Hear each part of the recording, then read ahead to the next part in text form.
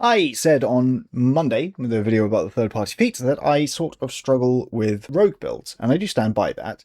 And it's mostly because they're quite tricky to get a lot of damage out of. And I know that's not the be-all and end-all, and that rogues offer a lot of other value in other ways, and I'm happy about that for them, and for me, and for you, and for everyone else. But it means they're a little bit less fun to build. So I thought I would put together a build for what is apparently a broken rogue, or at least at level 17, which is the Shadow Stalker from the Cthulhu By Torchlight book. In this build, I put together a bunch of disparate third-party things to try to make a cool character that is generally attacking with advantage, which is always nice, and can also, at level 17, triple sneak attack because of a few features that we're going to use. So, rather than wasting any more time talking about it, let's get to it, shall we? First things first, first things first is I've called this the Echo Knight, but N instead of KN because I think I'm very funny, basically. First things first, other than that, is that we are going for the Zentrum Mercenary background. This not only lets us boost some good stats, strength, dexterity, and charisma, although I am stating that I am customizing this. We are not taking charisma, we are taking a point in constitution, but it also gives us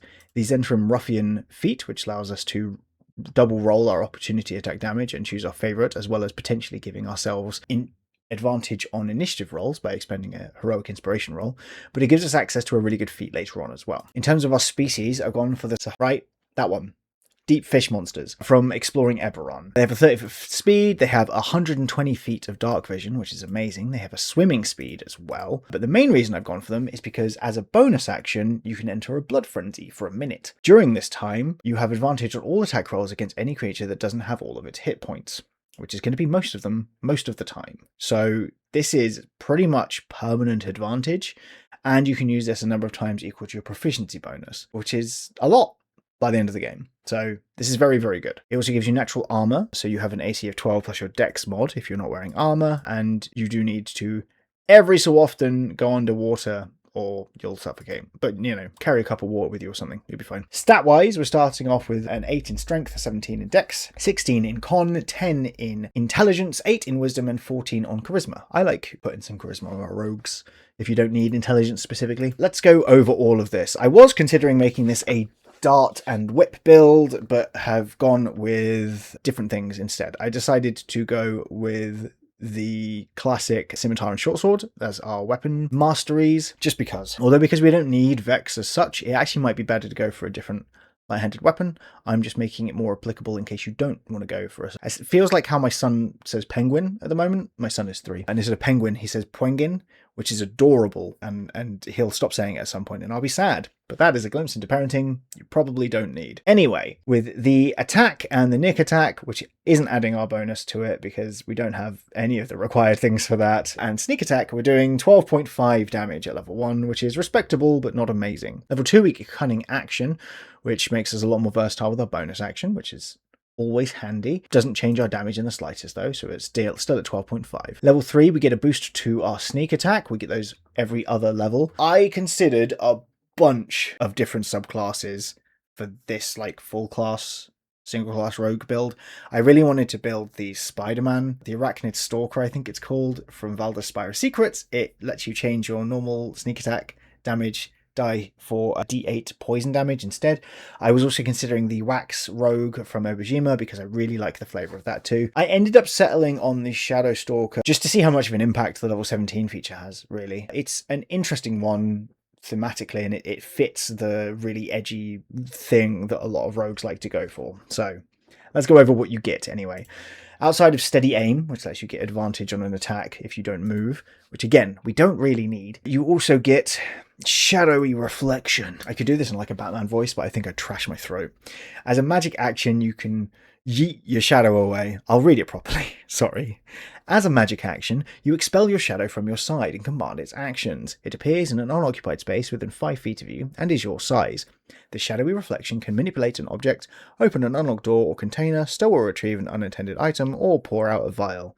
You can pour one out for the homies. That's in the text. As a magic action later on later turns, or as part of your bonus action when you use your cunning action feature, you can control the shadow again. You can move the shadow up to your speed, but it can't attack, activate magic items, or carry more than 10 pounds. The shadow disappears when it takes any damage, is the target of any effect, or if you have the incapacitated condition. So it's not very sturdy, but it can be useful. So that's cool. You also get shadow motes. You get one for each rogue level you have, and you regain all of them when you finish a long rest, and you regain one if you reduce a hostile creature to 0 hit points. You can use these motes to do different things. Shadow Scout allows you to project your senses through the reflection for a minute, which is cool. Shadow Swap lets you teleport and trade places with them, which is fantastic. And Vexing Shadow allows you to gain the invisible condition against a creature if your shadow reflection is within the creature and you hit them with a weapon. That can be a ranged attack as well, so if you want to do a thrown weapon build or a bow build, that's going to work. So those are all really, really cool things. Damage-wise, we do only get the 3.5 buff from the sneak attack, so we are up to 16 damage. Level 4, I've chosen to go for Charger. I think it's a good fit on rogues. It allows you to push creatures away or just deal extra damage. It's only once per turn, but it's an extra d8, which is not a bad thing. That's just something satisfying about putting Charger on a rogue. I think I like doing it because one of my players did it with their rogue, and it was just like, ooh, that's a lot of dice. So I'm a simple man. Anyway, this lets us boost our dex to 18, which is a nice little damage boost, and also gives us an extra d8 for one of them. So our damage jumps up to 21.5 at this point. At level 5, we get another boost to our sneak attack, so our damage is up to 25 now, and we get access to Cunning Strikes. This lets you expend sneak attack damage die in order to potentially poison someone, trip them over, or move without provoking opportunity attacks. These are all good, but they're quite pricey in terms of what you're losing out on because rogues don't have a lot of damage. You also get Uncanny Dodge, which lets you take a reaction to halve damage you take. Level 6, you get Expertise. You can take whatever you want here. It doesn't really matter. It doesn't do anything for our damage. Level 7, it is nice to be able to breeze through this without having to talk about Conjure Minor Elementals for once. Level 7, we see another bump to our damage, 3.5 bumps, so up to 28.5. We also get Invasion, which is one of my favorite features in D&D. If you make a dex save and you succeed, you take no damage from it, and if you fail, you only take half damage from it. This can keep a monk or a rogue completely safe inside of a meteor swarm, which is a hell of a sight. Along with that, you get Reliable Talent, which makes you very, very, very, very, very, very, very, very, very good outside of combat, which is wonderful. Level 8, I'm making good on our origin feat choice here to take Zentrum Tactics. This allows us to boost our dex to 19, which is what we're going to do. And if a creature hits us, we can take an opportunity attack against it. This is why I've gone for the 2-weapon fighting Vex, and it also lets you gain expertise. Once per long rest, just you can swap it out between long rests, which is amazing. This means that we get a reaction attack quite reliably, and because we can sneak attack our reaction as well, it bumps our damage up to 20 to 50, which is much nicer. Level 9, our damage goes up by another 3.5, which means it actually goes up by another 7 because of the fact we're making 2 sneak attacks reliably now.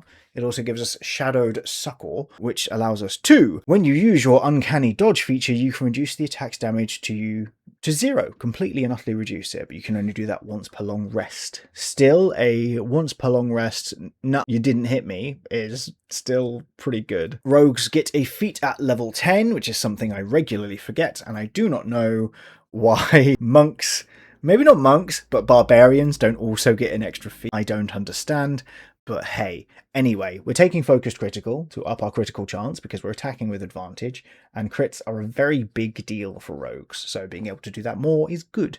It also lets us boost our dex up to 20, so we are up to 59 damage at this point. Level 11 sees another boost up to 66, and sees us getting the improved Cunning Strike feature, which means we can use 2 Cunning Strikes at the same time, but you do need to pay the dice cost for both. Level 12, there's probably a bunch of stuff I could take. I'm just going to bump our con because we're trying to get hit and rogues aren't that sturdy, so I think a higher con score is good. So we're just boosting that up to 18. Level 13, another 7-point damage boost up to 73. This also gives us the Shadow Gate ability. Your shadowy reflection creates an umbral pathway that you and your companions can use. As a bonus action, while your shadowy reflection is within 5 feet of you, you can expend 4 of your shadow motes to cast Dimension Door. Intelligence is a spellcasting ability modifier for it, that really doesn't matter. And your shadowy reflection can also travel through the spell. This is cool. Having access to Dimension Door as a rogue is amazing, so I like that feature a lot. Level 14, we get Devious Strikes, which is just a couple more, 3 more sneak attack spending options. 66 is rough when you are only attacking with 76 on your sneak attack damage here, but you can potentially knock something unconscious. I don't know, man. I have mixed feelings about it. I think I'm with Colby in that it would be good if all of them just cost less. There are some rogues which can change out the sneak attack costs with their features. I think the Waxwork Rogue might actually be one of them. That's a lot more appealing, so good for them. Level 15, our damage goes up to 80. Like a round number.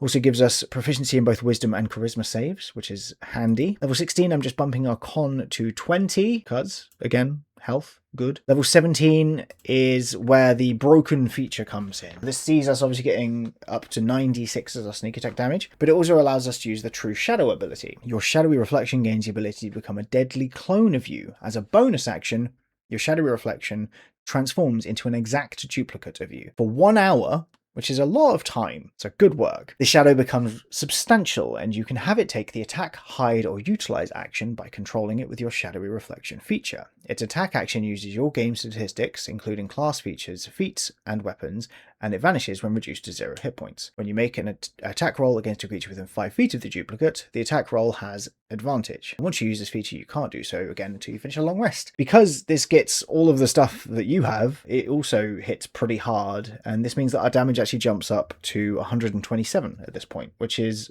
very respectable. And it's not just for one fight, because if you've got an hour, you can squeeze a lot of fights into an hour in D&D, depending on the location you are traversing. So that's a nice boost. 18 doesn't see anything change to our damage. It just means people can't have advantage against you. 19, we get an extra d6 again, so we go up to 138.5, which is summon. Can't argue with that. I actually think it's 137.5. I think I did the math ever slightly wrong on that, but it's fine. You also get an epic boon. I took combat prowess. You can take whatever you want. As anyone who's watched these before knows, I'm just not that big a fan of the epic boons. I don't think enough of them feel as epic as they should. And then level 20, you get a really bad capstone. Have an auto 20 once per short or long rest. I just think it's boring and uninspiring and uninteresting and not powerful enough either. So you can crit once reliably, which is good, obviously. It means you can add an extra 11d6 to one of your attacks, which is, what, 73.5. So an extra 73.5 damage isn't bad. No, it's not that much. Extra 38.5, right? Turn is, yeah, 38.5, which is still nice. It's not game breaking. Anyway, that's the rogue. You could probably see it on my face. I'm just not that enamored with it. And this is theoretically one of the stronger subclasses, even though I don't think that's true. If the subclass is only strong at level 17, it's not strong, because most people don't get that far, right? While the manifesting your shadow is incredibly cool, you still use it for a lot of your abilities, so you still need to be using it in the same way you were previously. It can just occasionally poke at someone. So it's nice, but it doesn't really change a huge amount about what you're doing. And unless you've got a bunch of weapons to boost your damage, you're still going to be struggling to keep up with some of the other martials. Although it does give it a nice little boost. It puts it ahead of the pugilist build I did a while ago, which I'm calling out because I still get the odd comment on that one telling me that it's broken and I'm wrong, which is silly because I've done maths. I have maths on my side. Anyway, it doesn't really matter. I do actually think this would be a lot of fun to play. I'm going to switch back to my face. I do actually think that this build would be a fair amount of fun to play. The flavor is undeniable, and you get a lot of other utility by being able to teleport through your clone, swap spaces with it, open dimension doors, and then all of the other roguey stuff you get, right? So that's cool. Not to mention that if you take more interesting feats than the con boosts that I took, you've got even more utility. And there's plenty of arguments for doing that as well. That being said, I don't know, man. I like to hit things a lot. It's weird to me that rogues don't. I think that's a me problem. Let me know about your rogue builds, or rogue builds you'd like to see. Rogue multiclasses you'd like to see. I like the concept of multiclassing with rogue. I just haven't done it much. Apart from the rogue monster hunter I did, because that gives you a very consistent way to sneak attack with your reaction, and that's wonderful. Anyway, if you enjoyed this, and you're still here, hello. How you doing? Please like and subscribe. It means a great deal. I hope that you're doing well and you continue to do well and that you have a wonderful week ahead of you. And I will see you whenever it is that I next see you. Goodbye.